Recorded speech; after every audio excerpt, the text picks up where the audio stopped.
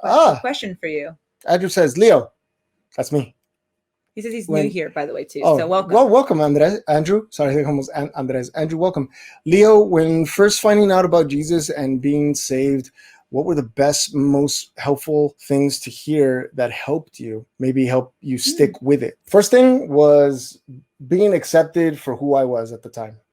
Meaning not being called a sinner, not being told that I was nothing or that I needed this or anything. Just people showing up with love, like an openness. So being accepted as I was, it pretty much narrows it down to that. Every time I get someone on YouTube who leaves me a comment about how, if I don't repent soon, that I'll either burn in HE double hockey sticks, something bad is going to happen. Like negativity, I was never motivated by negativity or motivated by the opposite. Like you can't scare me into doing something. In fact, when I notice that someone's trying to scare me into something, I go in the opposite direction. Like the fear of loss is not a thing for me. When I had a job at a call center selling things over the phone, I was that guy that would call you and sell you things over the phone. When I had that job, they moved me into a campaign that was really challenging. It was really difficult. And after not being able to sell for like 2 days, they said, hey, if you don't sell by the end of the day, you're not going to have a job tomorrow.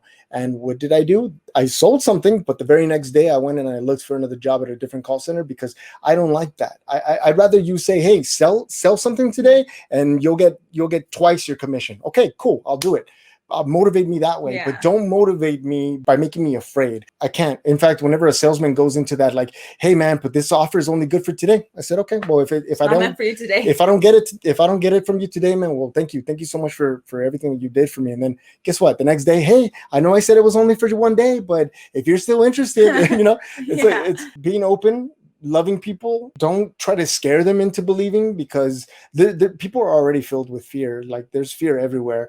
And the last thing they need is to be motivated to join something, a group of people, an idea, a church or something where fear is the foundation of their commitment to God. Yeah. I think it's best that they join some place where they feel loved and respected and cared for and accepted as they are. I mean, Christ accepts them as they are. Why can't we as humans do it? It's possible, but sometimes we feel like we're like the authority over all things God, and we say no, but we need to tell people that they're sinners. We need to crush them with their own sin. We need to use their fear and their anxiety and everything against them so that they can love God. And it doesn't work that way.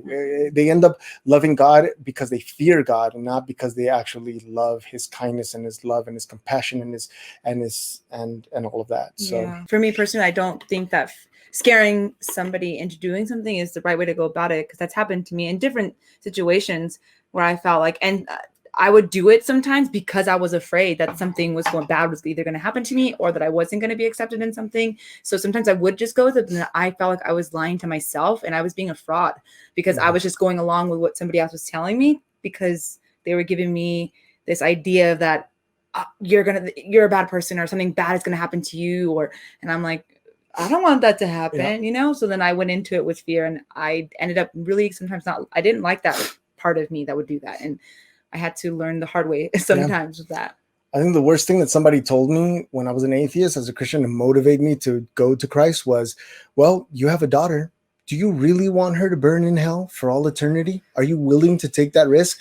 And I'm like, bye. Sorry, you just hit a soft spot. My daughter is everything to me. You just went too far. Like, you want me to go and join you. You scared me that my daughter might burn in hell for the rest of her life. Like, that's not okay. That is not okay.